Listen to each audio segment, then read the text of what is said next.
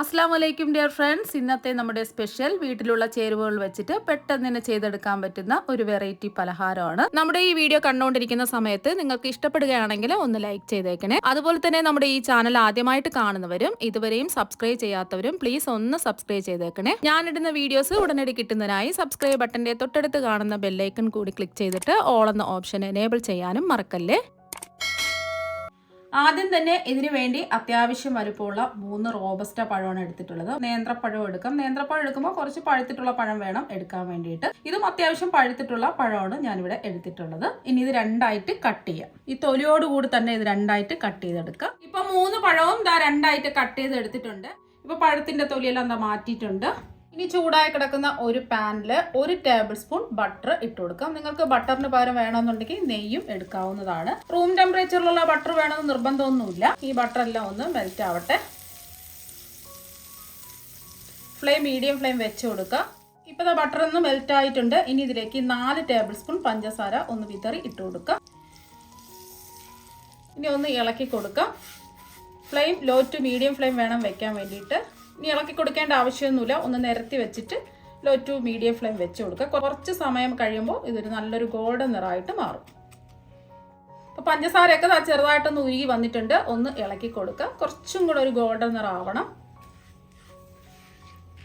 പഞ്ചസാര എല്ലാം ഉരുകി നല്ലൊരു ഗോൾഡൻ നിറമായിട്ടുണ്ട്. ഇനി കൂടുതൽ ബ്രൗൺ ആവാൻ നിൽക്കണ്ട. ഇനി ഫ്ലെയിം ഓഫ് ആക്കി കൊടുക്കുക. ഇനി നമ്മൾ മുറിച്ച് മാറ്റി വെച്ചിരിക്കുന്ന പഴം ഓരോന്നായിട്ട് വെച്ച് കൊടുക്കുക. നമ്മൾ എടുക്കുന്ന ഓരോ പാനിന്റെ വലിപ്പത്തിനനുസരിച്ച് വേണം പഴം എടുക്കാൻ വേണ്ടിയിട്ട്. കുറച്ച് ഗ്യാപ്പ് വിട്ട് വേണം ഇതുപോലെ പഴം വെച്ച് കൊടുക്കുക. കുറച്ച് ഇവിടെ ഗ്യാപ്പ് ഉണ്ട്. ഒരു പഴം രണ്ടായിട്ട് കട്ട് ചെയ്തിട്ട് ഒന്ന് മുറിച്ച് വെച്ച് കൊടുക്കുക. കുറച്ച് ഗ്യാപ്പ് വിട്ട് വേണം പഴം വെച്ച് കൊടുക്കാൻ. അതൊന്ന് പ്രത്യേകം ശ്രദ്ധിക്കുക. ഇനി ഫ്ലെയിം ഒന്നും ഓൺ ആക്കരുത്. ഇങ്ങനെ തന്നെ ഇരിക്കട്ടെ. ഇനി വേണ്ടത് ഇതുപോലത്തെ ഒരു തവയാണ്. ഈ തവ ഒന്ന് ലോ ടു മീഡിയം ഫ്ലെയിമിൽ 5 മിനിറ്റ് ചൂടാക്കാൻ വെക്കാം. ഇതുപോലത്തെ ഒരു തവ ഇല്ലാന്നുണ്ടെങ്കിൽ ഏതെങ്കിലും ഇരുമ്പിന്റെ തവ ഉണ്ടെങ്കിൽ അതെടുത്താലും മതി. ഏതെങ്കിലും ഒരു പഴയ തവ വേണം എടുക്കാൻ വേണ്ടിയിട്ട്. ഇതൊരു 5 മിനിറ്റ് ലോ ടു മീഡിയം ഫ്ലെയിമിൽ ചൂടാക്കാൻ വെക്കാം. മിക്സിംഗ് ബൗളിൽ ഒരു മുട്ട പൊട്ടിച്ചത് ഒഴിച്ചു കൊടുക്കുക. മുട്ട എടുക്കുമ്പോൾ പ്രത്യേകം ശ്രദ്ധിക്കുക. റൂം ടെമ്പറേച്ചറിലുള്ള മുട്ട വേണം എടുക്കാൻ വേണ്ടിയിട്ട്. ഇനി മുട്ടയുടെ സ്മെല്ലൊക്കെ മാറി നല്ലൊരു ഫ്ലേവർ കിട്ടുന്നതിന് വേണ്ടിയിട്ട് 1 ടീസ്പൂൺ വാനില എസൻസും കൂടി ഒഴിച്ചു കൊടുക്കുക. ഇനി മുട്ട നന്നായിട്ട് ഒന്ന് അടിച്ചെടുക്കുക. ഇപ്പൊ മുട്ട ഒന്ന് അടിച്ചെടുത്തിട്ടുണ്ട്. ഇതിലേക്ക് ആവശ്യത്തിന് പഞ്ചസാര ഇട്ട് കൊടുക്കാം. ഞാനിപ്പോൾ പഞ്ചസാര പൊടിച്ചാണ് എടുത്തിട്ടുള്ളത്. 6 ടേബിൾ സ്പൂൺ പഞ്ചസാര അത് പൊടിച്ചെടുത്തിട്ടുണ്ട്. ആദ്യം കുറച്ച് പഞ്ചസാര ഇട്ട് ഒന്ന് യോജിപ്പിച്ചതിന് ശേഷം ബാക്കിയും കൂടി ഇട്ട് കൊടുക്കുക. പെട്ടെന്ന് മിക്സായി കിട്ടാൻ എളുപ്പത്തിന് വേണ്ടിയിട്ടാണ് ഞാൻ പഞ്ചസാര മിക്സിയിലിട്ട് ഒന്ന് പൊടിച്ചെടുത്തിട്ടുള്ളത്. അപ്പോൾ നിങ്ങൾക്ക് വേണമെന്നുണ്ടെങ്കിൽ ഡയറക്റ്റ് പഞ്ചസാര 6 ടേബിൾ സ്പൂൺ ഇട്ട് കൊടുക്കുക. പൊടിച്ചെടുക്കുമ്പോൾ 1/2 കപ്പായിട്ട് നമുക്ക് കിട്ടും. അപ്പോൾ പൊടിയാത്ത പഞ്ചസാര ആണെന്നുണ്ടെങ്കിൽ പഞ്ചസാരയൊക്കെ ഒന്ന് അലിഞ്ഞ് കിട്ടുന്നവരെ ഒന്ന് ഇളക്കി കൊടുക്കേണ്ടി വരും. ഇതാകുമ്പോൾ എളുപ്പമാണ്. പൊടിച്ച് വെച്ചിട്ട് നമുക്ക് പെട്ടെന്ന് തന്നെ ഇത് മിക്സായി കിട്ടും. ബാക്കി പഞ്ചസാര മുഴുവനും ഇട്ട് കൊടുക്കുക. പഞ്ചസാര മുട്ടയായിട്ട് ഒന്ന് യോജിപ്പിച്ചെടുത്തിട്ടുണ്ട്. അതുപോലെ തന്നെ മുട്ട കഴിക്കാത്തവരാണെന്നുണ്ടെങ്കിൽ മുട്ടയ്ക്ക് പകരം കട്ടിയുള്ള പുളിപ്പില്ലാത്ത 1/4 കപ്പ് തൈര് എടുത്താലും മതി. നല്ല കട്ടിയുള്ള തൈരായിരിക്കണം. അതൊന്ന് മിക്സായി കിട്ടിയിട്ടുണ്ട്. ഇനി ഇതിലേക്ക് ഒരു 4 ടേബിൾ സ്പൂൺ സൺഫ്ലവർ ഓയിലും കൂടി ഒഴിച്ചു കൊടുക്കുക. നിങ്ങൾക്ക് ഇതിന് പകരം ബട്ടർ വേണമെന്നുണ്ടെങ്കിലും എടുക്കാം. എല്ലാം കൂടിയിട്ട് ഒന്ന് മിക്സ് ചെയ്തെടുക്കുക. അപ്പം മുട്ടയും എണ്ണയും പഞ്ചസാരയൊക്കെ ഒന്ന് യോജിപ്പിച്ചെടുത്തിട്ടുണ്ട്. ഇനി ഇതിലേക്ക് തിളപ്പിച്ചാറിയ 1/4 കപ്പ് പാല് ഒഴിച്ചു കൊടുക്കുക. ഒട്ടും ചൂടില്ലാത്ത പാല് വേണം എടുക്കാൻ. ഇനി ഇതും ഒന്ന് യോജിപ്പിച്ചെടുക്കാം. അപ്പോൾ അതെല്ലാം ഒന്ന് യോജിപ്പിച്ചെടുത്തിട്ടുണ്ട്. ഇനി ഇത് മാറ്റി വയ്ക്കാം. ഒരു മിക്സിംഗ് ബൗളിൽ ഒരു അരിപ്പ വെച്ച് കൊടുത്തിട്ടുണ്ട്. ഇനി ഇതിലേക്ക് 250 ml കപ്പിന് 1 കപ്പ് മൈദ ഇട്ട് കൊടുക്കാം. മൈദ എടുക്കുമ്പോൾ ലെവൽ ചെയ്ത് വേണം എടുക്കാൻ വേണ്ടിയിട്ട്. കുത്തി നിറച്ച് എടുക്കരുതേ. അതുപോലെ തന്നെ ഇതിലേക്ക് 3 ടേബിൾ സ്പൂൺ കൊക്കോ പൗഡറും കൂടി ഇട്ട് കൊടുക്കാം. കൊക്കോ പൗഡർ അരിച്ചിട്ട് വേണം ഇതുപോലെ എടുക്കാൻ വേണ്ടിയിട്ട്. കട്ടകളൊക്കെ ഉണ്ടാവും.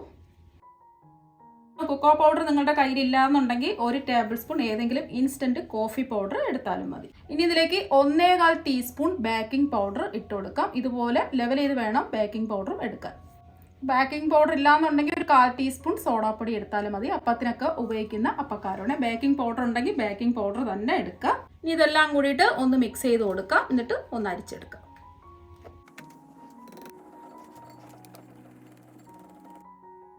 ഇപ്പോൾ കണ്ടില്ലേ ചെറിയ ചെറിയ കട്ടകൾ. ഇത് നമുക്ക് ആവശ്യമില്ല. ഇത് മാറ്റാം. ഇനി നമ്മൾ നേരത്തെ മിക്സ് ചെയ്ത് വെച്ചിരിക്കുന്ന മുട്ടയും പാലിൻ്റെയും ഒക്കെ മിക്സ് ഉണ്ടല്ലോ, അത് ഇതിലേക്ക് ആദ്യം പകുതി ഒഴിച്ചൊന്ന് മിക്സ് ചെയ്തതിന് ശേഷം വീണ്ടും പകുതി ഒഴിച്ചു കൊടുക്കുക. ഇനി എല്ലാം കൂടിയിട്ട് ഇതൊന്ന് യോജിപ്പിച്ചെടുക്കാം. ബാക്കി മുട്ടയുടെ മിക്സ് മുഴുവനും ഒഴിച്ചു കൊടുക്കുക. ഇനി എല്ലാം ഒന്ന് യോജിപ്പിച്ചെടുക്കാം. ഇപ്പോൾ ഇതെല്ലാം ഒന്ന് മിക്സ് ചെയ്തെടുത്തിട്ടുണ്ട്. ഇതുപോലെ ഒരേ ഡയറക്ഷനിൽ വേണം ഒന്ന് മാവ് മിക്സ് ചെയ്തെടുക്കാൻ.